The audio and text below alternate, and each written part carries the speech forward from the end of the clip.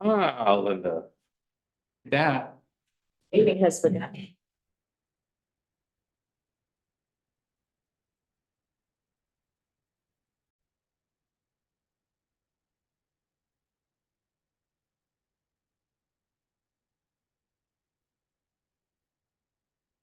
We're good?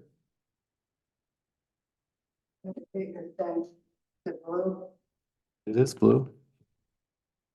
It's red You now. guys all blue? Is that Blue. that would you mind hitting that one? It's good. That's good. All right, welcome everyone to Wolcott Wastewater. We have a busy agenda. We're missing a couple of folks that would normally show up here. Alan and Bruce come to mind immediately. I don't know if they're coming or not. Emily from DEC is going to be an hour or so late. And maybe after we cover the minutes, we can go over the sequence of the agenda with our, I guess, numbers from Peter in mind. All right. Everybody have a chance to review our last meeting minutes? From April 2nd? Well, we don't have a quorum, so we have to forget them. All right. We have to table them. Oh, that's right. No quorum. Good point.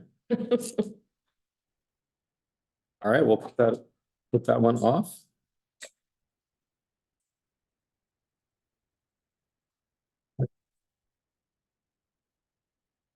So on our agenda tonight, we have our continued discussion and updates on the school board vote and bond vote process and dates.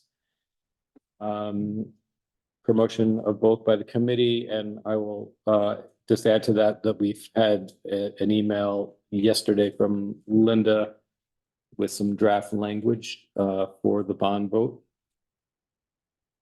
that we can review.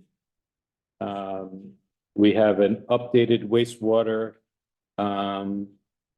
capital costs with engineering and all the other costs, administrative costs, legal costs, land acquisition, that Peter updated hot off the presses today that we'll be sharing. And we also have, I'm glad JB is here to have our discussion, a continued discussion on the magic spreadsheet and plugging the numbers related to capital costs and the service rates among village residents, town residents, and commercial interests in the village. And any other items that we'd like to add to the agenda?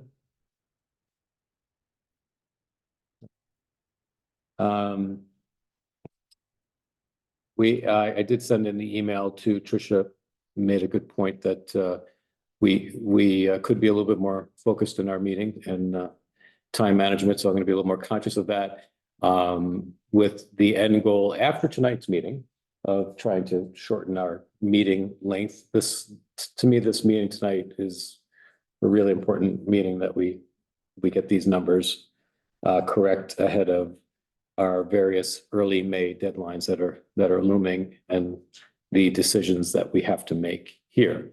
And I don't know how we're going to do that without a quorum if we have to have a vote on that, Linda, but maybe we will not vote on it. How many people are there? I forgot Trish was online. Sorry.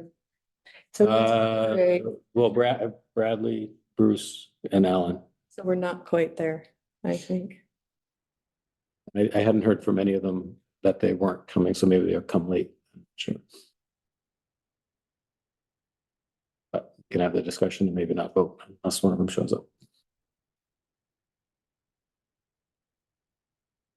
All right, it's a little bit of a chicken and egg scenario on the sequence here. If we're skipping over the minutes, I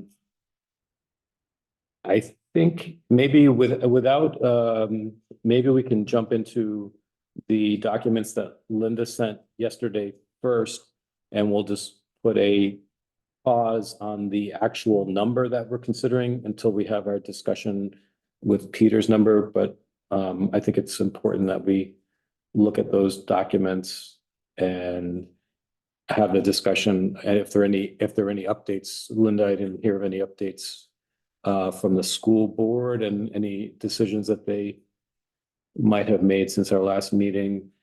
But So they, I reached out to Elliot and the school attorney. And the school attorney is working on wording for the school warning. And Elliot thought it would be good to hold it. Did I already tell you this? Everything's a blur. It's gonna be. You can tell us again. Either yes It's or for gonna the first be time. after, it's gonna be after our informational meeting. An hour after our informational Good. meeting. I didn't know when that was starting. time or, Yeah, somebody suggested 5:30. Just trying to figure out people's dinner, people getting home from work, our informational meeting, who want to stay, our informational meeting starting at 5:30 and then the vote after. and then have the school vote at 6:30. I don't know. That was thrown out as a suggestion. But it's up to the committee. Yeah, just thinking about people getting home from, Yeah. More it might having not really a be bite. 5. what's that? It might not be home at 5. If we say 6 to 7 for the informational meeting and then the vote immediately after, is that too late?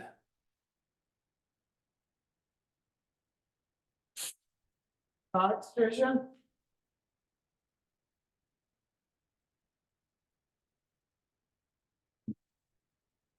I don't know, I'm sort of torn on this one, because does everyone feel we need a full hour for our informational meeting? Cause I don't want, when people feel like big blocks of their time is being taken, and especially when you're talking in June, it's hard to get people to come to meetings. I mean, it's just even to vote, but I don't know. Everyone's thoughts on this, so. I think we could definitely do the presentation a lot shorter than that, maybe a half hour or less, but it's a question of how much discussion. There's questions and answers and discussion. Maybe we could do the whole thing in 45 minutes, less than a half hour presentation. That's what I'm thinking, half hour presentation, 15 minutes question and answer, because when I think about our meeting the other day, I mean, the last informational meeting, that's about what we had for a question, maybe we had 20 or 25, but that was the first meeting with the question part. I think if you did 45 total, Jim, I think then you have your vote right at 7, your vote is done and you're not asking people to come out for 2 hours. You're asking them to come out for 1 full hour at the town. And I don't know how so are they just going to read the school attorney question out loud and this yay or nay? Is that how it works? That's all? Is there? Unless somebody calls for a paper ballot or, you never know what their feeling is, but whether anyone will come out or not, they have the option of, first voting from the floor, or someone calls for a paper ballot or a division of the house. Those are the 3 options you have. So I guess the bigger question is, do we want to do the presentation Q&A and vote before or after people eat their dinner? Because then we can either start it early at 5 or we could start it later at 6. I don't know what people's, Start at 5. I think. If you can get people like on their way home, like, so they don't have, the problem is, in my opinion, in June, okay, we all live in Vermont. At 6 o'clock, I don't want to go back out. I want to go out to my garden and I want to work out in my yard. So if we can sort of catch them before they get involved in their home life, I don't know. It's just, I've done, 100,000 meetings over my years, so just my And this- thought. yeah, I agree with Trish. The school board would be okay with us setting our time and relative to their meeting. Yeah, they were gonna do it an hour after ours. An hour after, Yeah, that makes sense. after that start, hour after, okay, hour after the start. 5 o'clock, 6 o'clock vote.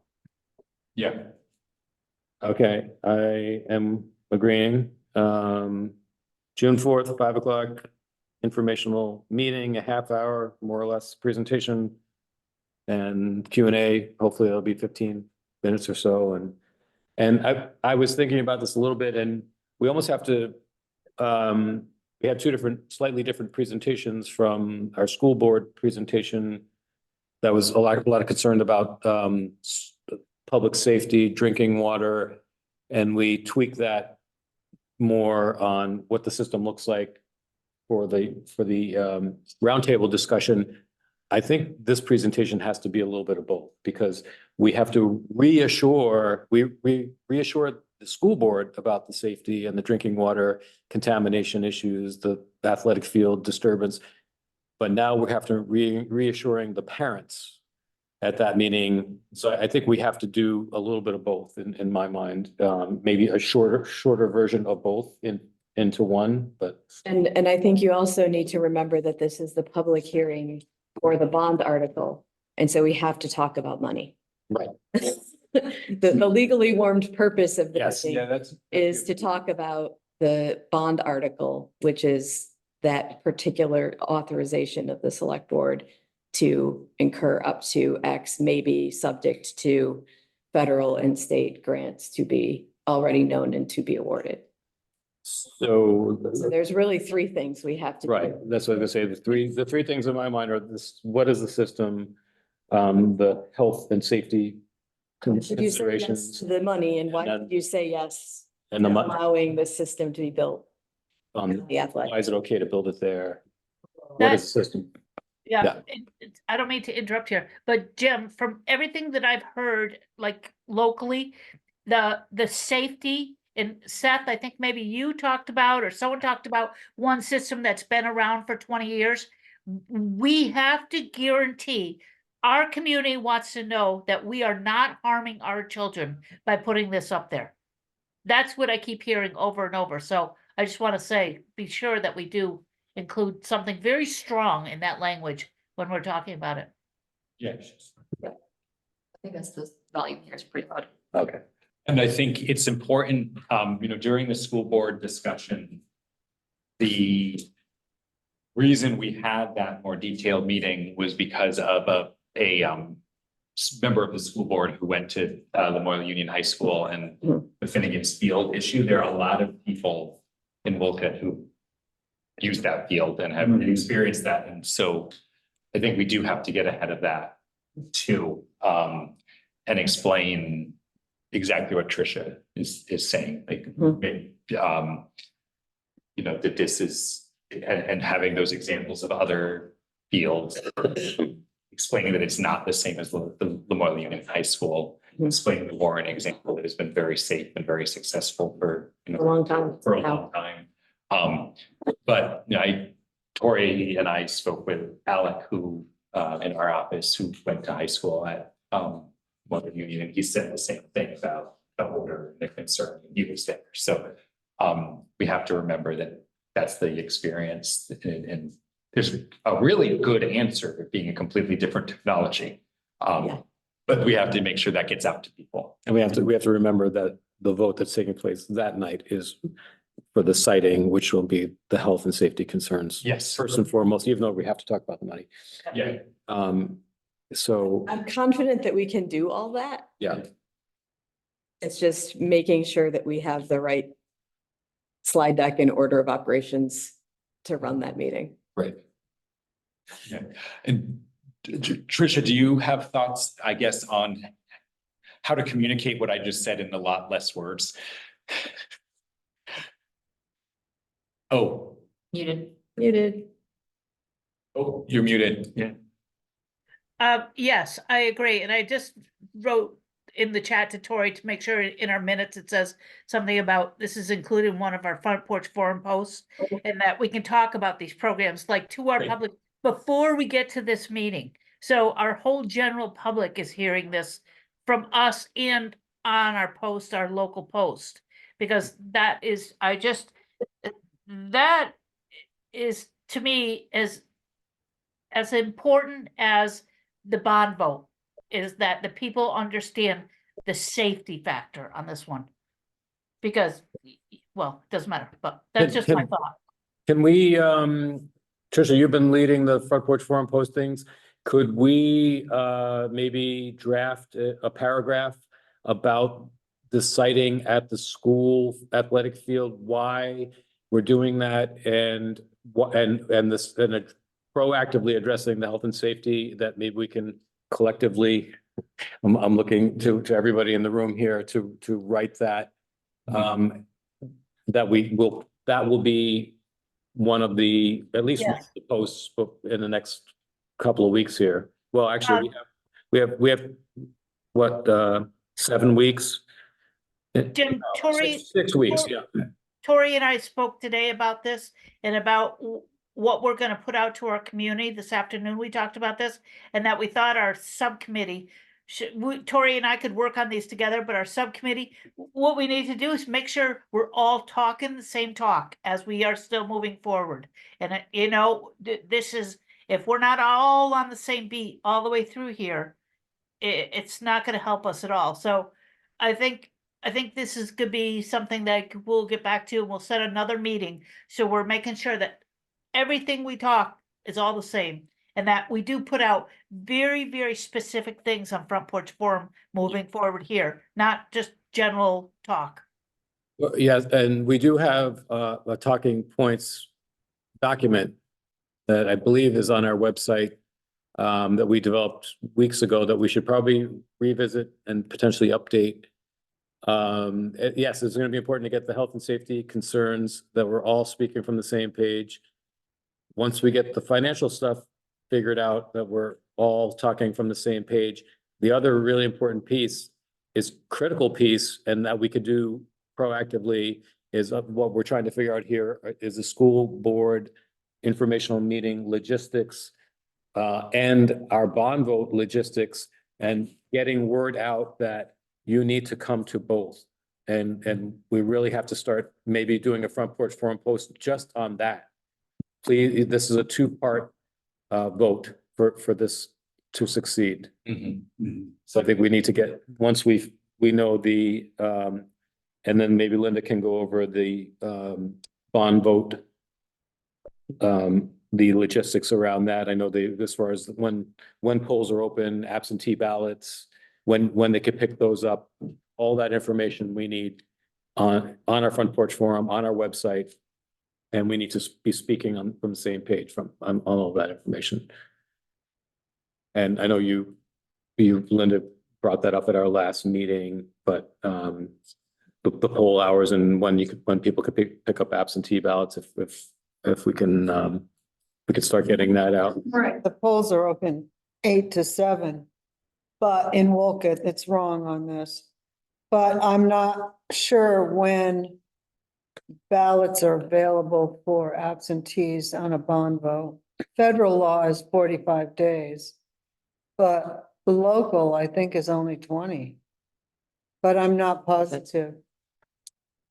I thought I asked the attorney that, but I don't recall he answered me. And when do they have to submit those? The absentee ballots? Submit them Yeah, by 7 o'clock at the close of polls. okay. Anyone can bring them in. No, only the voter can take them out. Right, yeah. So when you're talking to someone and they say, oh, I wish I could vote, or say, Absentee ballot. yeah, get an absentee You ballot. think it's 20 days is what, I'm not sure. okay? They say, there's a drop box, there's a big box out front that they can drop it in at any time. That's what it's for. And, or you can offer to go get it for them. So I could deliver an absentee ballot. Committee members can deliver them. Voted, sealed and voted. You can deliver them to the polls. You can't take them. We voted. We can bring them in. You could bring them in. Did you guys, everybody hear that? Not From a campaign. only pick them up.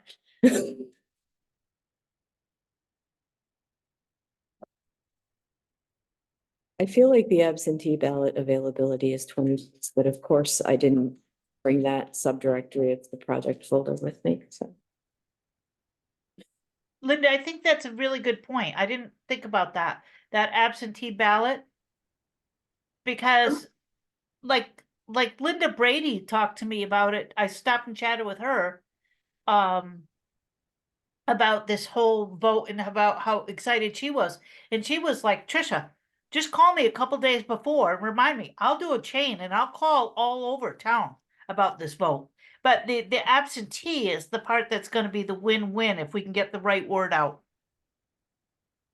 Well, I'm a pro from being a legislator. I know how to do it. Everybody, all the committee members, get your town of Wolcott resident listservs ready. But that is a really good point, and that was one of the tools we used for campaigning was you need to identify your key yes votes and have their names and phone numbers and call them to remind them. Have someone call them and remind them. That is a key tool in. I agree with that. It's just that I was thinking a no, converting a no vote is more important than getting a yes vote. Well, different people do different I mean, things. this means more to the end total. Well, we want the no votes to stay home, so we, and there won't, You know, if you convert them, they'll do a yes vote. So let's even Yeah. have them stay home. well, you can do both. Yeah. no, Yes. Okay, I'm gonna try to rein everybody in. Thank you. Guys, good discussion. So I think maybe we need to develop a to-do list on our outreach related specifically to the two votes. Yeah. And I've been writing some notes. so, and Tricia, maybe we could schedule a outreach subcommittee meeting Yep. soon. Okay, I think this might be a good segue. Where are we gonna share the Linda's documents? Oh, yeah, fun, which, Get Linda's attachments from yesterday's email. Are they?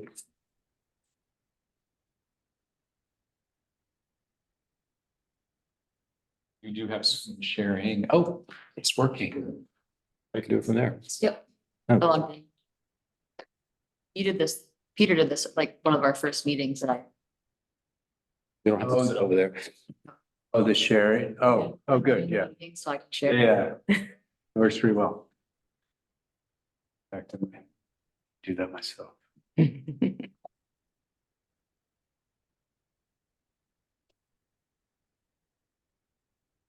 Okay, Linda, the floor is yours.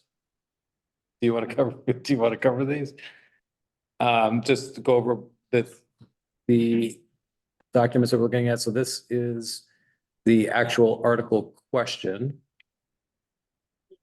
Or is there any way- This one looked Make that a little bit okay to bigger. me, other than the amount. Right. All right, can we, I didn't see any corrections on this one, except for what we want to plug in for. Linda, would you mind just reading that aloud? Just, it's a little too far for me. You have it in your packet. Oh, okay, I can read it if. okay, Huh? yep, be great. So the voters authorize the design, construction, and installation of a community wastewater disposal system within the village of Wolcott. Well, the wastewater disposal system won't be in the village. Does that matter? No, I think it's okay. Estimated project cost. Project is in the village. $4,995,000 and no dollars. The issuance of general obligation bonds or notes of the town in an amount not to exceed $1,165,000. Subject to reduction by state and federal funds then available to the town, if any, to pay for the project and for related expenses. Okay, so legally, we're okay. The only question obviously is the amount, which we're gonna be discussing in a little while here. Does everything else look good I'll look at to Tori, Amy, and Peter for the language look. And I had a couple little sort of almost grammar nerd things. If we're gonna capitalize state, we should also capitalize federal. yeah, And I'm not. town is capitalized too. Since we already know that there are some grants available to the town, I'm not sure that the if any language is necessary. The I subject. agree with Amy on that. I think that just introduces doubt and is not necessary. Yeah, I agree. I genuinely have concern about the within the village being Yeah. a grounds for somebody to try to come and validate. I would rather it said wastewater disposal system serving Yes. I like that. the village of Wolcott. Or just the town of, or within the town of Wolcott.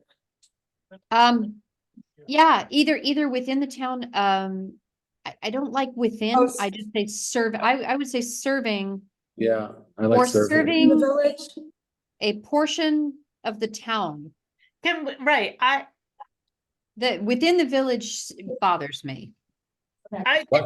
would rather include the town, so people in this town understand, and I understand you're speaking from the financial side of it. But I think we want the town to understand, like, this is gonna benefit all of us. Yeah, it's also, you don't have a village incorporated municipality. Yeah. And that's still, True. that reads like you do, and so I think that, So we don't want to make any reference to see service area map or something like that here. not No. an article, This is a ballot, no, yeah, they don't, not an article. they're in a booth. They need every The question. right there in front of them. What if someone doesn't know anything about that and they see town of Wolcott and they think that everyone in Wolcott is going to get a wastewater treatment? That's my only. Well, then they're pretty ignorant. I mean, we've done. No, but again, you want to think about who could challenge, were we really posed the correct question? And I do think a wastewater disposal system serving a portion of the town of Wolcott or serving Wolcott Village, something to that effect. I think serving a portion of the town of Wolcott is fine. You could not challenge that. That is the truth. Another way we could couch it is serving the designated village center. Are there any And its portions? quarter mile designated- buffer. And its quarter mile Yeah. buffer. Yeah, that would That- bulletproof it.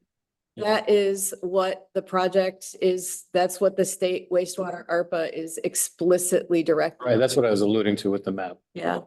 So I think saying serving the Wolcott Village Center or designated village center in the town of Wolcott.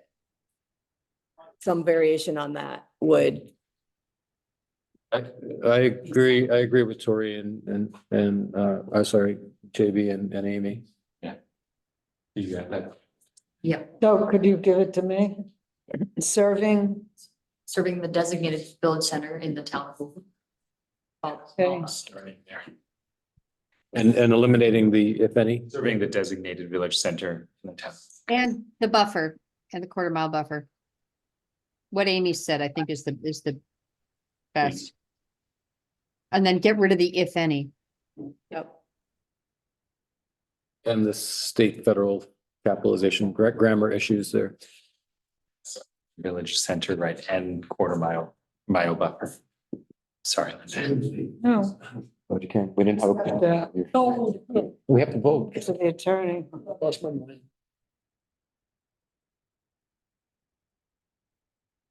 Okay, we're good on that final language? I'm happy. All right. Sorry if you wouldn't. Getting rid of if any. Yep. Yes. Okay, next, attachment.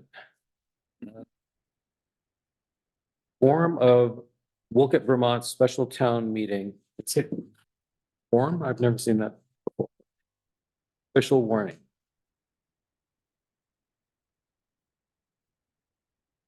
So according to what you're saying, JB, is we really have to get this language right in all of these documents? Yes. So no one can challenge us, right? So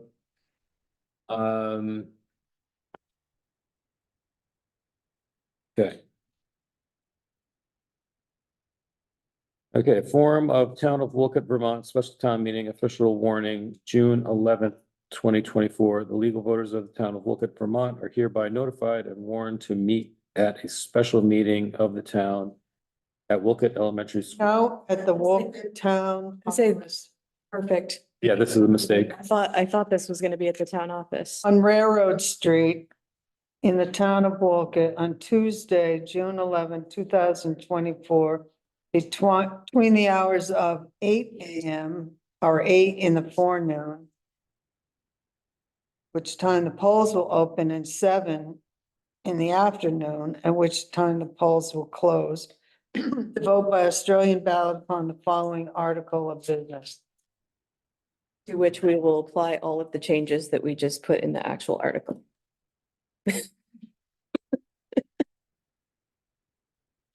Okay, so then we would say C, insert what we just said previously, right?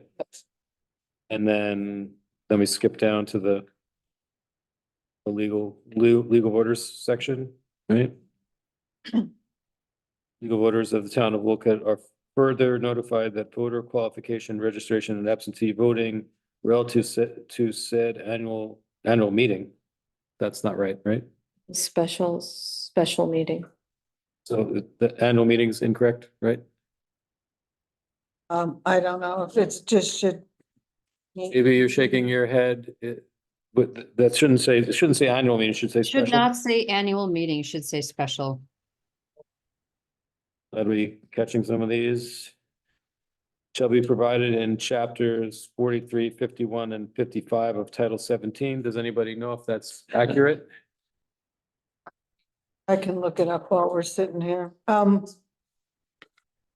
legal voters of the town of Wolcott are further notified that the select board will hold a public informational meeting on Tuesday, June 4, 2024 at the Wolcott Elementary School Gymnasium in the town of Wolcott, beginning at 5 o'clock in the afternoon for the purpose of explaining the project and the financing thereof.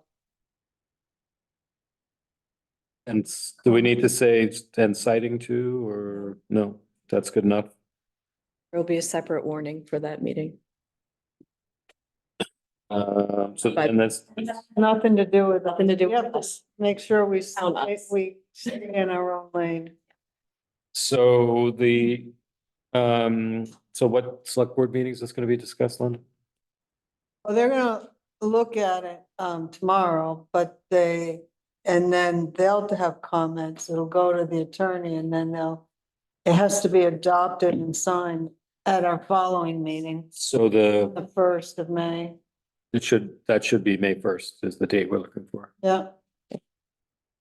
So It's okay to leave those blanks and then when they. does someone want to read back those? I just want to make sure we captured all those mistakes. State and federal should be capitalized, wouldn't it, Amy? Yes, Yes. we recorded those separately. Right, Town of Wolcott, Vermont, special town meeting, official warning, June 11th, 2024. The legal voters of the town of Wolcott, Vermont are hereby notified and warned to meet at a special meeting of the town at the Wolcott Town Office on Railroad Street, the town of Wolcott, on Tuesday, June 11th, 2024, between the hours of 8 o'clock in the forenoon AM, at which time the polls will open, and 7 o'clock in the afternoon PM, at which time the polls will close, to vote by Australian ballot upon the following article of business. Article 1. Shall the voters authorize?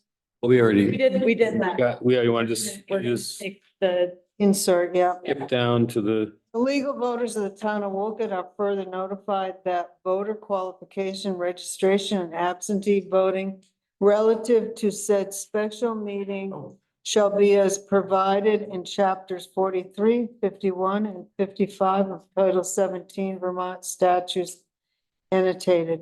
The legal voters of the town of Wolcott are further notified that the select board will hold a public informational meeting on Tuesday, June 4th, 2024 at the Wolcott Elementary School Gymnasium in the town of Wolcott, beginning at 5 o'clock in the afternoon for the purpose of explaining the project and the financing thereof.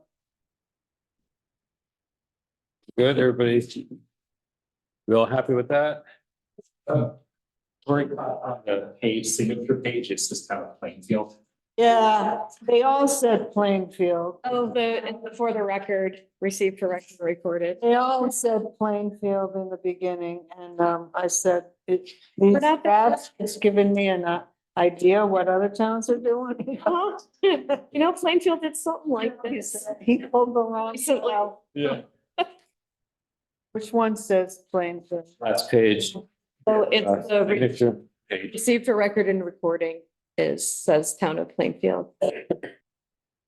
The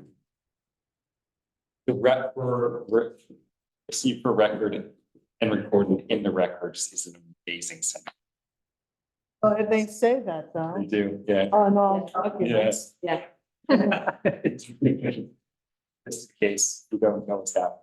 Okay, It's supposed to say the time too. hey, we all set with the warning language? Everybody's happy? We'll go to the next one.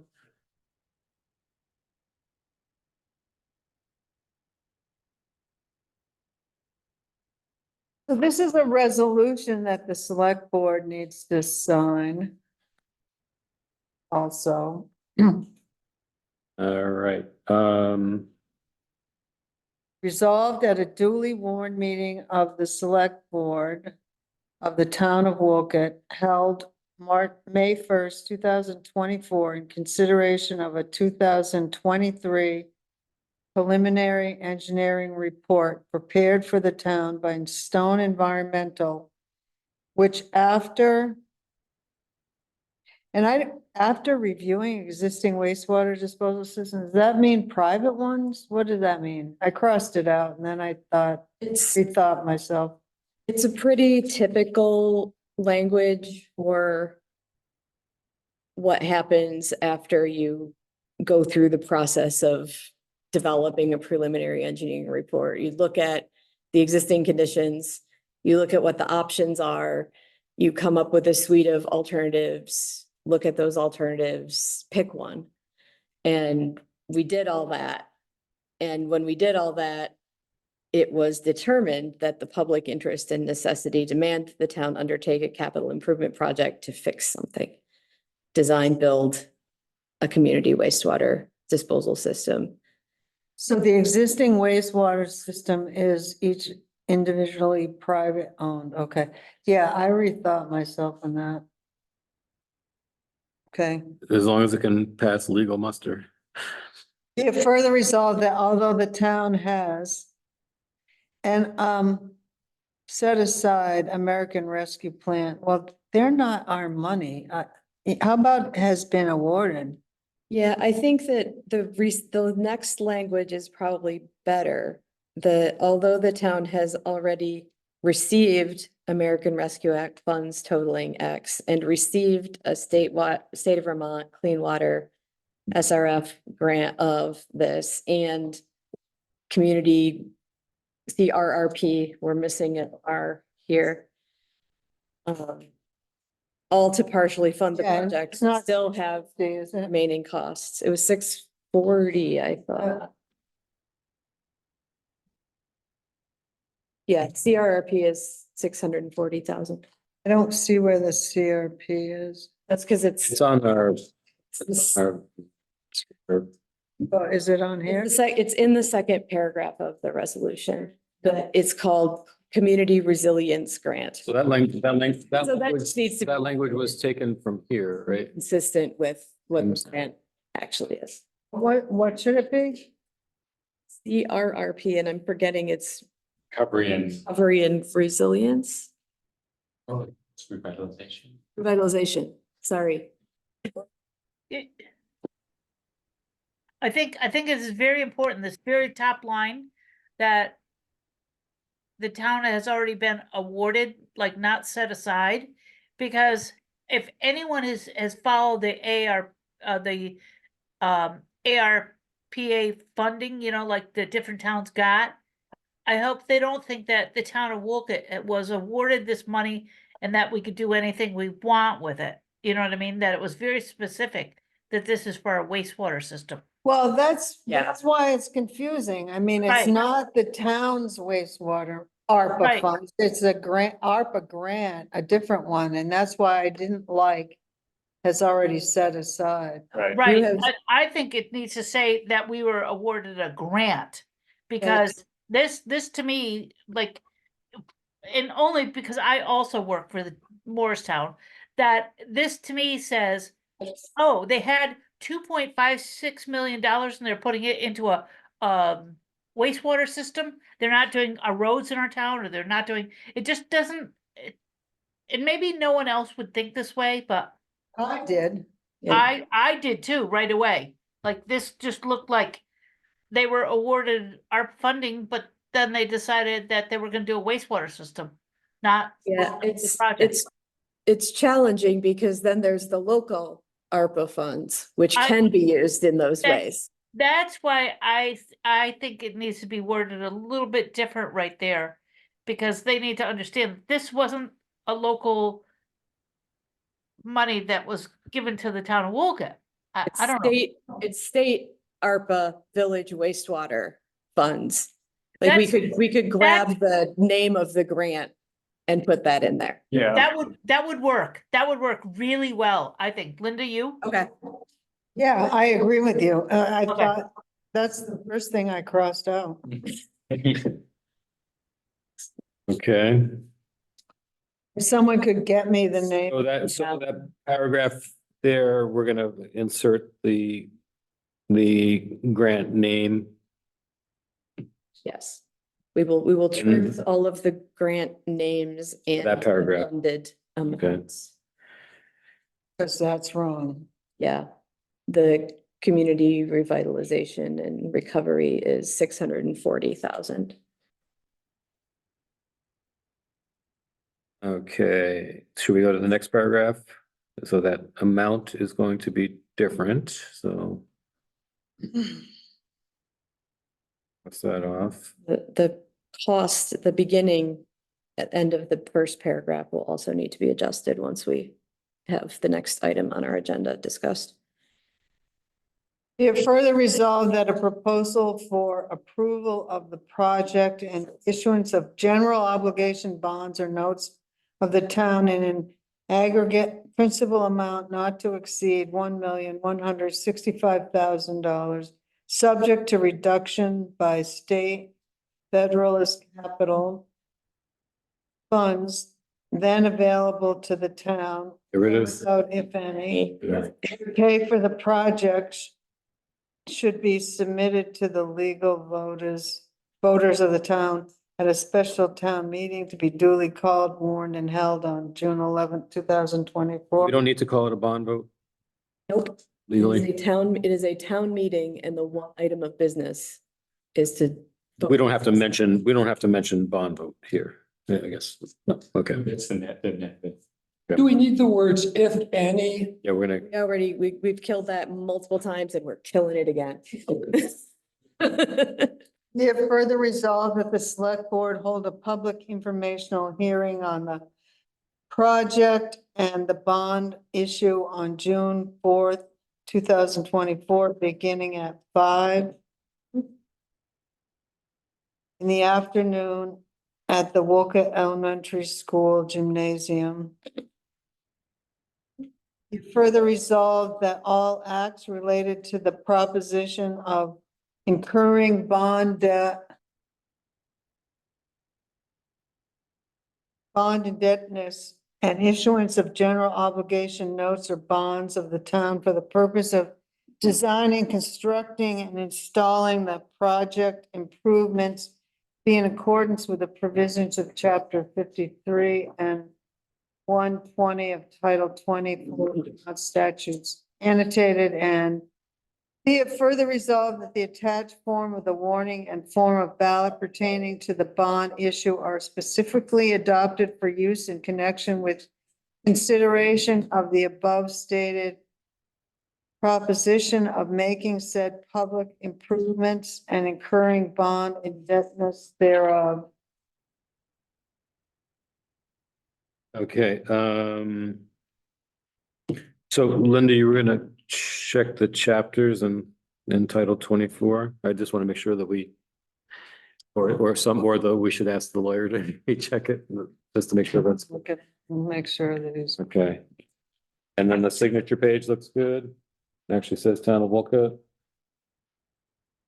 So we're good, but we have to do some homework on the second and third paragraphs. I think just the second, just to ground truth and update the actual Just the third one. names and the Yeah, the documents. amounts. Yeah. All right. Moving right along, so I thought that was kind of important to get that squared away. That's on a timeline. It'll be looked at by the select board tomorrow and voted on May 1st, so that's important. And this is where,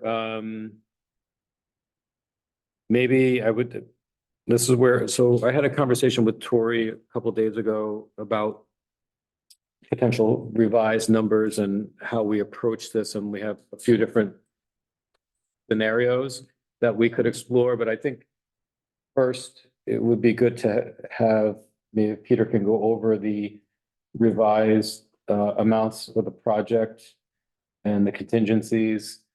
And before we have that discussion, before we jump into the weeds on who pays for what, I'd like to have that discussion beforehand on different scenarios. Sure. Turn over. So we've been working to kind of go through our opinion of probable cost, which, is kind of a line by line item of all of the components of the system. And kind of updating those based on our current understanding of the project and maybe some things that we realized that needed to change since we completed the preliminary engineering report. Costs that maybe have fluctuated or changed over time. And just kind of taking a closer look at everything.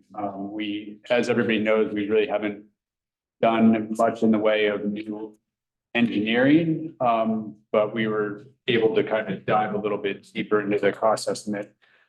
I think the good news is the costs overall, from our previous opinion of probable cost to current, really didn't change too much. I think at the 20% contingency level, it bumped up by about $329,000. Some of the kind of behind the scenes changes that were accounted for included some flood proofing of the system that we hadn't accounted for before. So a lot of the septic tanks or step tanks will need ballast to ensure that, because they're in the floodplain, that they don't essentially float away if they happen to be empty, if there's a flood event. In addition, didn't really affect its cost too much, but we'll have to have the controls above base flood elevations. That added a little bit of cost to the overall system. We had some reductions in cost based on where we think the force main will likely go, by keeping it out of the roadway in some cases and having less replacement asphalt.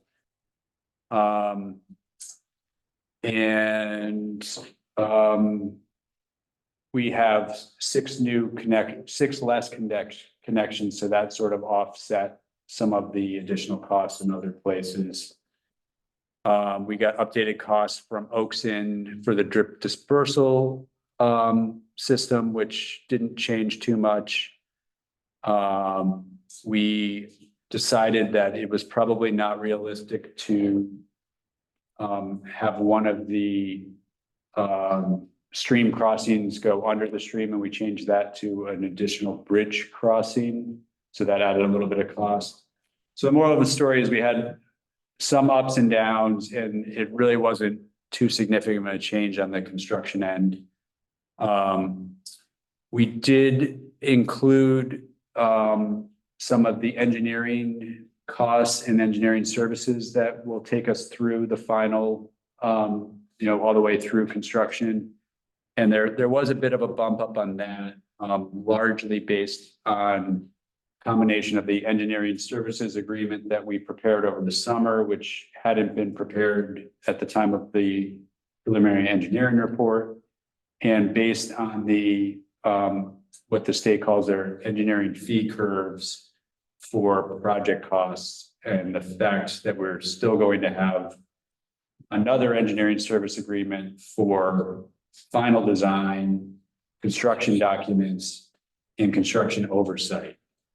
Now we haven't obviously prepared that engineering services agreement yet, so that number isn't anything final by any means, but using the state's curve system, that is the step 3 engineering services on this spreadsheet, at estimated at 400,000. So you add that all up, and it does bump up the total cost to 4.4 million if we stick with the 20% contingency. We also, for the sake of the discussion, put in the 30% contingency, which would be 4.7 million. So I think that's open. I probably want to shrink this a little so everyone can see the whole spreadsheet right on screen. There we go. Sorry, folks.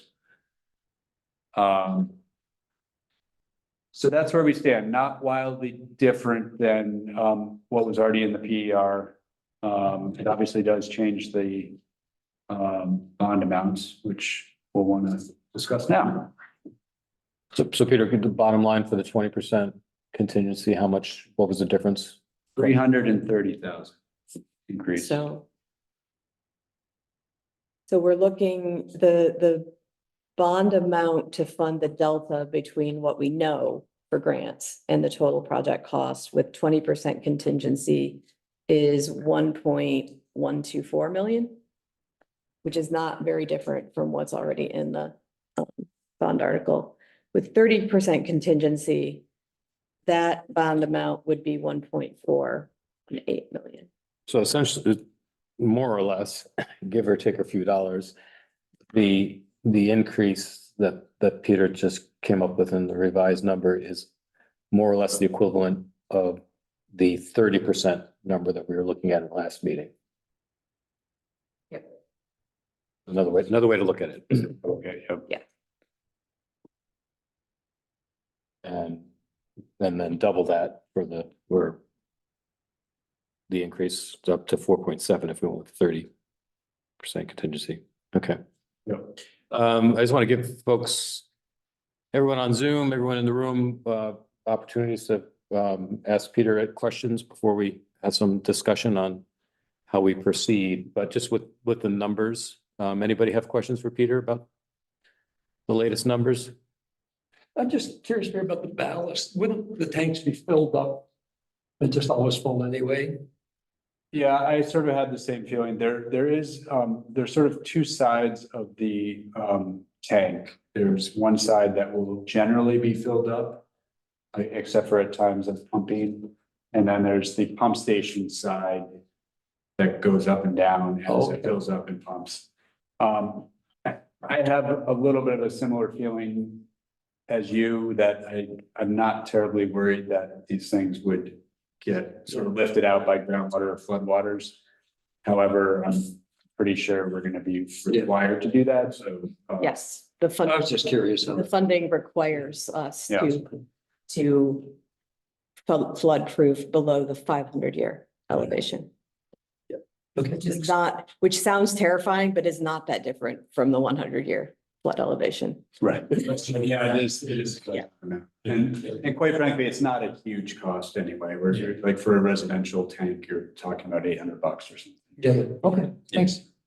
And then just a question, so Peter, can you just, you went over the step 3 engineering, can you just go just so folks, can you go over the step 2 Sure. design information for folks? Yeah, so the step 2 is what's already been approved in our current engineering service agreement. It's, Amy can correct me if I'm wrong, but it's split out based on the $125,000 subsidy is just kind of how we structured that engineering service agreement to split it into 2 pieces. So the total for those 2 pieces is 376,000 kind of put into those 2 buckets. So when you look at the funding stack against this, part of that is included in forgiving that first portion. So that, just so folks are clear, so the essentially 125,000 can be taken off that cost. Correct. But how do we take it off the cost? Well, I mean, for the bond, no. Oh, Yeah, yes. for the bond, Yes, sorry. that is part of what is be funded, no cost to the town, not, Because that was, Yep. we've got that covered Yep. in the SRF. loan. I get it now. Yes. Okay, nice one. I really want to focus on Yeah. what the bond vote number is. It Mhm. is really important. So so when we're figuring out that number in these legal documents, I think that's important. Any other questions for Peter on the numbers? Folks on Zoom?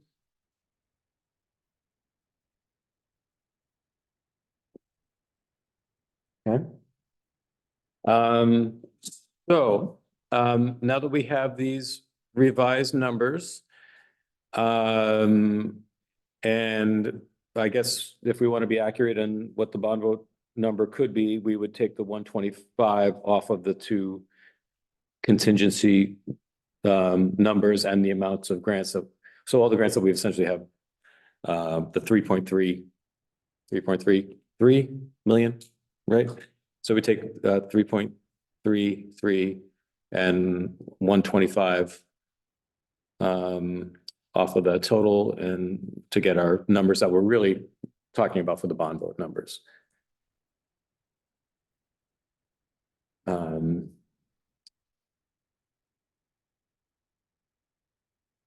I think it's become a little more complicated than it needs to be. All of these things in Peter's spreadsheet or in the table add up to the total project cost. And that's the 4.4 or 4.7 million. Right. We have various funds that are already stacked up to fund a big chunk of that, and that's the 3.3 million that we know we already have. So the delta that we need to bond for is, if we use 20% contingency, it's that 4.424. Yeah, It's 1.435 minus the already funded stuff. And that's the 1.124 million number. the 125 was already accounted for in the 3.3. Okay, Yeah. yes. That's what we're all on the same page. And we're at 330. Yes, more than our original estimate of 760. Yes. Okay, so we're at 1.1 at 20%. So I had the hypothetical, Tricia, you got to cover your ears for this because you're going to think that Jim is not being optimistic. But I always like to have a plan B, a backdoor to escape out of, an escape hatch, if you will. So these numbers have gone up significantly since our roundtable and our production of the flyers, what we've been posting on our website and Front Porch Forum. And so these numbers have gone up a lot. And I wanted to go over all of our options. If with these new numbers, best case at 20% contingency, we're at 1.1 million to borrow up to. We should know by late June about the Northern Borders grant. And I see Emily has joined us, and there's the possibility of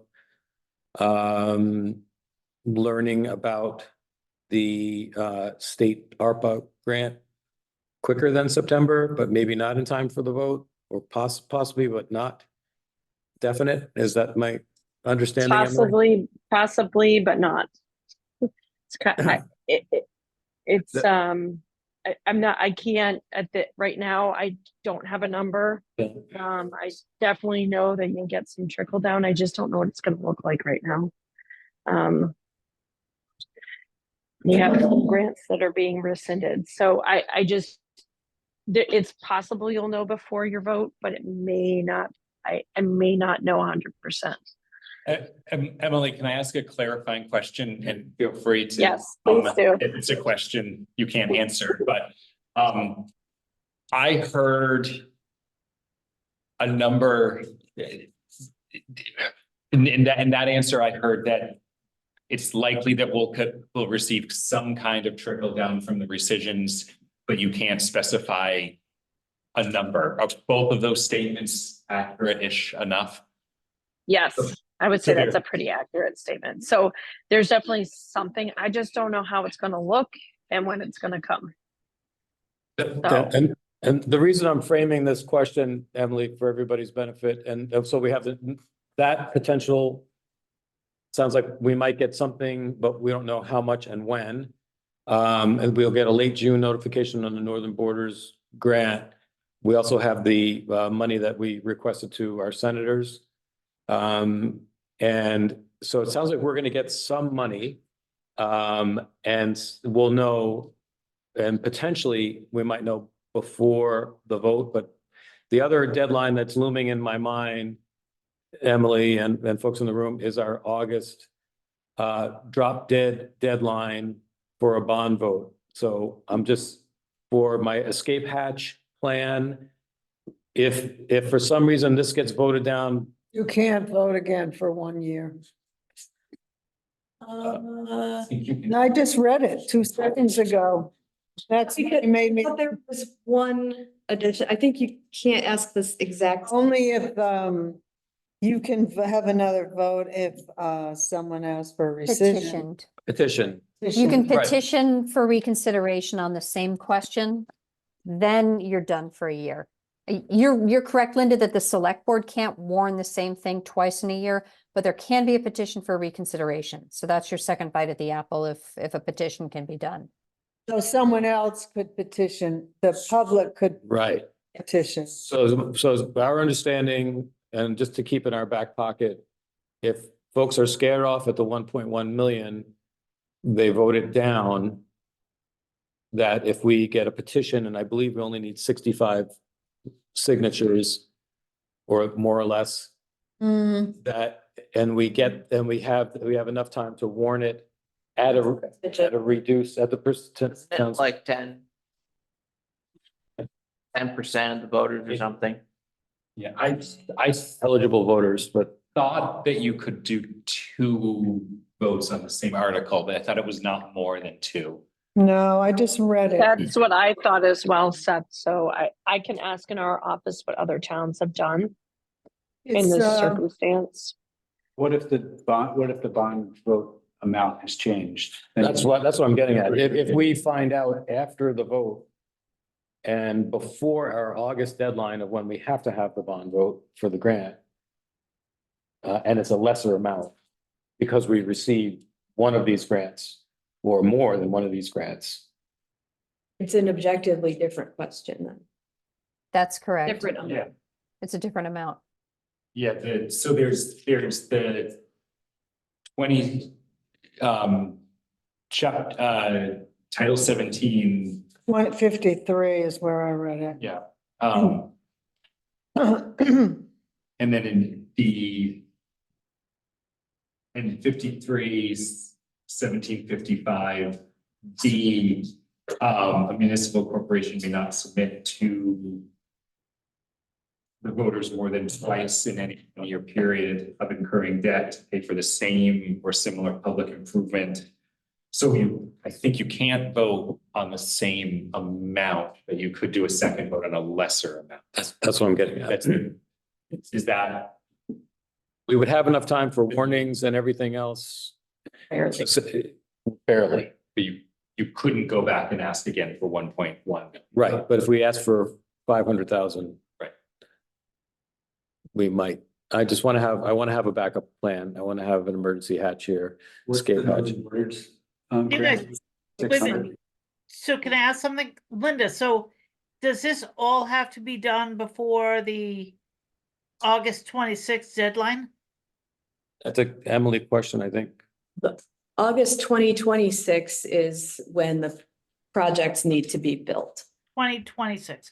But Okay, The vote. Emily said we had to So have the the- vote. Yes, know. the bond vote, the bond vote has to be, if you're incurring debt, right? Then the bond vote has to be by the end of August of this year. So Okay. I think, I hear what Jim's saying, and I think it's a good plan to just have that backup plan, just in case. Because you'll know more information after that Emily- other vote. Is there a scenario where the town votes it down? And then later is granted additional ARPA money that makes it that the bond wasn't needed anymore? That, Where yes, the so that project could still there, move forward? yes, so as long as the only time you need a bond is if you're getting debt, right? So if you get enough grants for the project, and the grant conditions don't say you need a positive bond vote, then you can move your project forward. So we don't need to have, ARPA never says you need, as far as the grant money, you don't need a vote, but you need a bond vote if you're borrowing, which you need to at this point right now. okay, I wanted to have that discussion before we proceed with how we want to handle the new numbers. I have to go get my granddaughter at the town hall for a minute. Tom can't get his car started. Okay, Who's here? dear. Yeah. I'll be- Okay. Okay, so sorry to drop a bomb on the room, but I think it's important to have that what if conversation up front and be ready. Yeah. That's not a bomb, that's like fireworks. Fireworks. So there could be a plan B here that hopefully will, but the school board vote is critical, even more critical than our vote on the 11th. Yeah, that's interesting. So no pressure, everyone. Get your friends at the school board meeting in person. Okay, so I wanted to have these discussions before we talk about the next, because if we're talking about 1.1 million and this might be a good segue to JB's spreadsheet scenario discussion. We had that discussion several weeks back, 2 meetings ago that JB led on the spreadsheet scenarios of who pays what, village residents, town residents, commercial properties for the O&M costs. And then we also incorporated and the capital costs and what that would look like for different assessed values of homes. Now those numbers are going to go up significantly until we get those grant notifications. So that we have to just prepare for that when we're having this discussion. With that, can we turn over to JB? Sure. And friends, I have been in a black hole for about 9 days. My mother had a rather precipitous health and moving challenge, and I am just back in the saddle as of midnight last night. So I apologize for missing a lot of things. I'm going to screen share here. Okay. Is that the right thing? Yes. So there are 2 things that affect the calculations at this point. No, I'm sorry, I just shared the wrong thing. Let me get the correct spreadsheet up here. Too many spreadsheets, too many screens. Vermont Wolcott.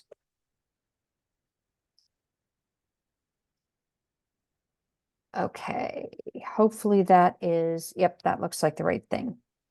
Okay, two things. One, we've got Peter's new numbers. Thank you for getting that out. The other thing, though, is looking in more detail. This is Amy. Thank you very much for updating our understanding of the existing flows that were in the PER and who has what. We have a couple of things we really need to think about. First of all is when we'd been looking at rate scenarios where we kept the single family at a fixed rate per month. That was treating the apartments in town essentially as commercial users and charging them for 245 gallons per day, which is the same as a single family. And that in wastewater flow world generally is not reasonable. They usually have less flow than a single family. So where we've got yellow here, I've reduced the flow allocation to those and put them in the residential bin because it feels deeply inequitable that you'd charge a flat fee to a single family house with 3 bedrooms and then sock an apartment with 1 bedroom at 245 gallons per day and the commercial rate if we do a differential rate. So backing them out, we have a very, very small commercial user base of really only 2,800 gallons. And the residential is 12,000. What that means is if we keep the residential rate fixed, the commercial impact or the tax impact is going to be much bigger. So treating all of the residential like the other thing is I took out the Nazarene Church as a commercial user because it's closed. And that whacked another couple 100 gallons out of our non-residential user base. We don't know what the future is for that, right? But it's empty right now. No, I'm just Yeah. saying like, we Yeah. don't, the Yeah, we future don't could be know. huge or it could be nothing. We Or it could be literally don't nothing. know. Yeah, but I took them out and that was 900 gallons. Yeah. So what we've got here is a situation where if I'm going to go through it, option 1, if we just take the 16,000 gallons likely to connect and divide it up and everybody pays their share and the town doesn't put anything on the tax rate except its own flows, we're at a high, really pretty ugly user rate of 146 a month for a 3-bedroom or greater and 104 for an apartment, 129 for the Wolcott store. If you fix the rate per residential at $40 per month, the Wolcott store goes up to $400 a month for its commercial operations. But the tax impact stays low. The tax impact stays pretty low. I'm just, again, starting to mess with the options if we, if the town were to put the entire bond on the grand list and no further funding is received, you're looking at $100 a year for a 3-bedroom, for a $300,000 house as their tax impact. And that's going to feel, $100 a year. Why am I paying $100 for the village? I think we're probably kind of at the edge. And I have not done, yeah, I did this one. This one, if we put the whole bond on the grand list and fix the residential tax impact, is about 120. I feel like we're going to be able to find the sweet spot in here. We might need to have the residential be more like $50 a month for a single family, 40 for apartments and put maybe half of the bond on the grand list. I'd like to do a little bit more testing in here. The absolute best case is more grant money. Emily, thank you. So knowing that rescission number is going to be really, really, really important. But I want to, now that we have our opinion of probable cost updated, and from what I'm seeing on my national EPA project, it looks, we have seen a decrease in the rate of inflation. I think Pete's made some incredibly smart design choices. So we've got a good estimate. We've got our sort of worst case bond situation. I think our cost tolerance, we kind of need to know what we think the maximum passable tax impact would be, and our maximum tolerance for monthly fee for residential, because that commercial base is really small right now. I have great faith that in the future, Wolcott's going to have a lot more commercial users, but right now we got to be realistic, and it's tiny. So we can't do that cost shifting without a big tax impact or a really nasty bill to your fewer commercial users. There, I feel like the angel of death. So for example, if we went to $50 a month on a single family, that starts to help with the bill to the commercial user.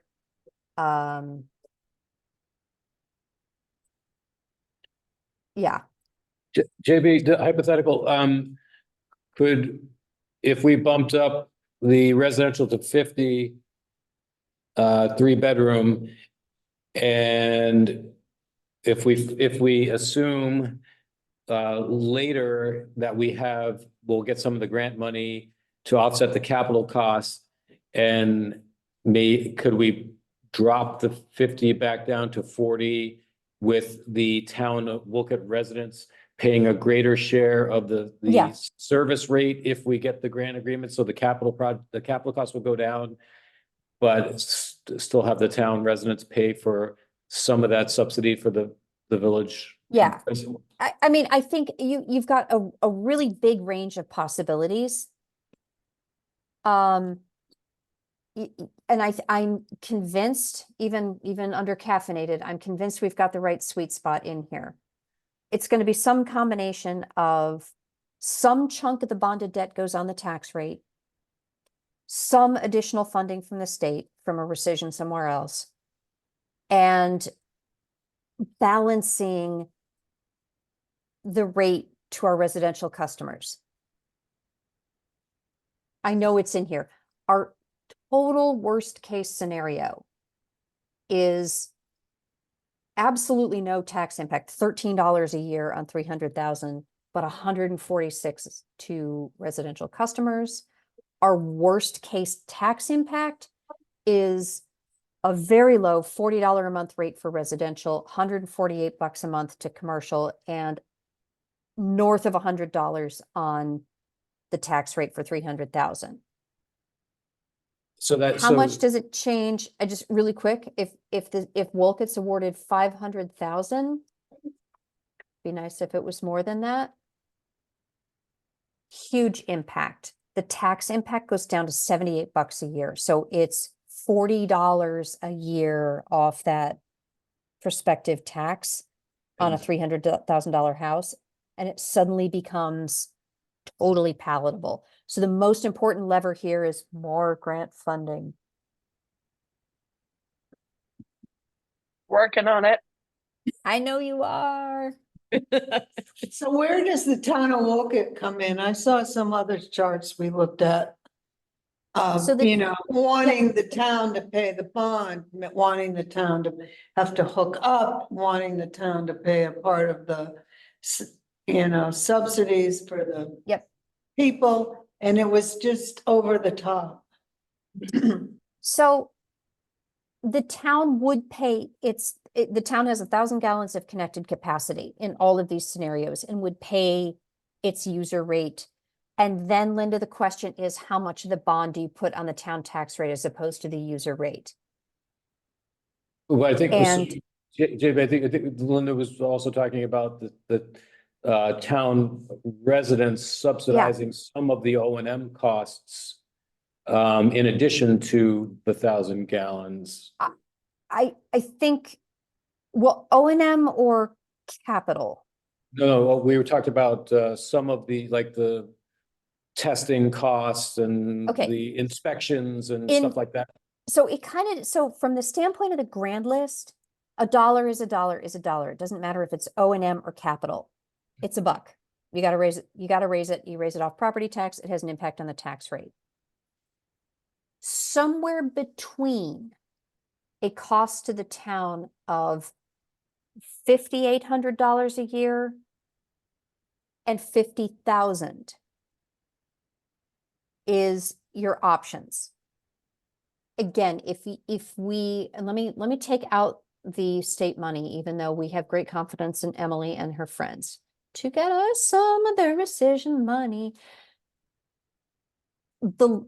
If we're running this like a pure municipal utility and the town only paid its connected fees, you're at $7,200 a year with like almost no tax impact. You can add from there. You could add a larger share of O and M. You could add a portion of the bond repayment. It doesn't really matter because every dollar, it doesn't matter if you pull it from O and M, if you're reimbursing O and M, if you're reimbursing the loan repayment, doesn't matter to the tax impact. A buck is a buck. So setting policy on that, you can do a lot, but all this to say, at the far right, that 118.97, that's if the town is paying, $64,000 a year. And everything else is somewhere in between. Yes, definitely, sorry.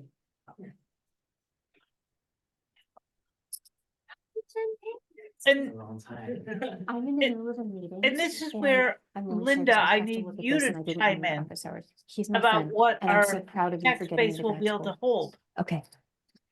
Sorry, I'm cohabiting an office today, so I'm juggling a lot here. Sorry, Tricia what were you saying, Tricia? I think Linda of everyone here knows how much money the taxpayers will absorb and what they won't absorb. So I don't think, I don't have the expertise. And I don't think anyone else around this table has the expertise beside Linda to be able to say to us, this should go here and this should go here. And I don't mean to put it on you, Linda, but I don't have the answer here at all. And I think you probably could say, okay, guys, this is how it's gonna be, and this will work and this will not work for the town of Wolcott. Pressure. I know. It's just, it's. Sorry, just like I a don't- really- I don't mean- I'm not getting Pressure. everything, Yeah. I'd rather have it emailed to me and look at it, Yeah. know? Yep. I think and correct me if I'm wrong, Linda, that I think the number of kind of townwide cost, from the town budget as opposed to paid for through grants or fees that you've mentioned in the past is somewhere between 25 and 30,000. Right. And then above that, potentially taking money from other priorities, which. That's not a lot. I mean, if we're thinking, if we're bonding for 1.1 million, 30-year term, 2% interest rate. I don't have a calculator in front of me, but that number's. How much per year? 50? 1.262 is 56,385. So that's just for the capital cost, worst case Yeah. scenario at 20% contingency. We haven't even talked about 30%.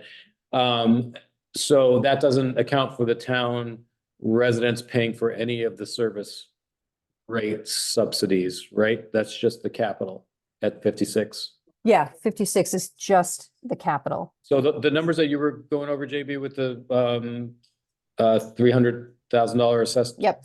That's just for the capital, not. No. This one, rate option 1 is no capital. Rate options 1 and 2 are no capital. Rate option 3 is if the town pays all of the capital plus its own fees, wastewater Okay. fees. And that's at $100, 110 for 300,000. And my gut, Linda, is that that'll feel way too high. But we're not far off there. I- I don't think we're too far off. And well, we're looking at these options here. To me, looks like option 4 might be the best. Or even if we bump it up to 50 for the 3-bedroom and option 4. Yeah, somewhere and- in here.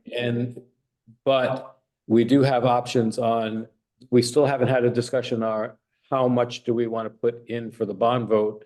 We had a little bit of that discussion last time. Do we put the full 1.1 million, 20% contingency in there? Do we put the 30% contingency number, or do we put a lesser amount in there? Those are really our options for how much we put in there. And now that we have these updated numbers. It- 56,385. And the other option that we didn't discuss, and we're talking about the backup. Oh, these are at 30% contingency, by the way. I went with the higher one. Oh, So these this are- is the tax impact fit. This is 30% contingency. 20%? Um, So this is with Peter's new numbers at oh, yes. 4.7. Okay, so this, yeah, this is at the 4.7. Um, And 3.33 funded in grants and, yeah. yep, So, so there's your numbers. That Jamie. takes it down to, that's got the tax, if it comes in at 20% contingency, no pressure, Peter, you're $50 a month, you're under 100 for tax impact. This is option 4. Yeah, Okay. which is your worst case tax impact. Yeah, Tricia, you were going to say something? no, I'm just listening back again. And, I'm- and I'm trying to be really careful that I'm thinking from that as I am a taxpayer here in Wolcott, but, and also about the implications of how great this is for the town of Wolcott. And no, it's fine. Let me Are just. we, the Wolcott taxpayers in the room, are we willing to pony up an extra $100 a year to support a village wastewater system? That's the question that I'm asking Absolutely. myself. And that's, But that's for 30 years, isn't it? that's for 30 years. Yeah. That's still better than what that Union Bank loan was. We had Monday of Union Bank wanted $4 million, 5.6%. Ouch. Because the Town Hill culvert cost was like $105,000. $350,000, I think it was, and then flat irons is probably more than 100. You guys, Have we got to do this year? wait. Let's get back to what we're talking about here. This is the maximum, guys. This isn't the minimum. This is the maximum. I like option 4. well, and there are iterations within this, and I want to go back over it again. Linda, Something like this, I think, especially if there can be additional capital subsidy from the state, yep. I think our answer's somewhere in here. Linda, Yeah. how are you feeling about this? Scared. Okay, and honestly, everyone, I mean, Linda has the pulse of our community more than I ever will, but more than probably anyone else would right here. So I just want to be Well- sure that if she doesn't say that this is gonna work in our community, it's probably not gonna work. Well, I do have one other bomb to drop. You're cut off from that verbiage. So if this is really scary for, those rates that we we're talking about, $50 for a 3-bedroom or an apartment and $117 for commercial, and then $91 for a $300 assessed house. If those if we are truly scared about that passing, we talked about having in the back pocket of a second vote, if this fails and we get more grant money in, we could also just delay the bond vote until after we hear about those votes and have the bond vote in July, when we would know at least a couple of these grants. So we would be voting on a lower number to begin with, rather than have a revote. So that isn't, I'm not saying that I'm in favor of that, saying that's an option to consider. But would that give us an option to revote, or would it take away No. the option to No. revote? Either you're gonna have one, Back, but I think you're cutting it too close by delaying the vote to July. That gives me a heart attack. Like, that gives me a heart palpitation, Yeah. because the readiness to proceed is going to be very critical. Yeah. And Yeah. so having that bond vote, whether it's positive or negative, right? You have time to revote if it's negative, right? But if it's positive, that really right? puts you in that readiness I just to want to proceed. put, So I want to put Yeah. all the options on the table, though, so everybody sees the options. We're having side conversations, but these are options. Mhm. And, Yep. and Emily, we might have to ask you to work with us and say, can you be okay with a 20% contingency Mhm. till we get this across the finish line? And if we have more grant money, we can maybe bump it back up to 30. I mean, is that, we want to get this across the finish line. Yeah. I mean, if there's a 20% contingency or 20% contingency and another $500,000 in capital, you've got $53 a year on 300,000, and we could set the rates at 45 and 35. Yeah. So I that think- last $500,000 and the contingency makes a big difference. Yeah, so I do, just since we do have folks listening both online and I think who are paying attention, who aren't online, I just want to highlight what happens when you have that doing a 20% contingency and additional $500,000 grant funding. And that is your town cost at the worst case scenario is in the range that Linda said was affordable. So I think, Excuse me, does someone mute online? yeah, there's some. I think the shared office situation is getting us an unfortunate, thank you, JV. So there's, you have refunding applications out there. You have the request to DEC for additional state ARPA.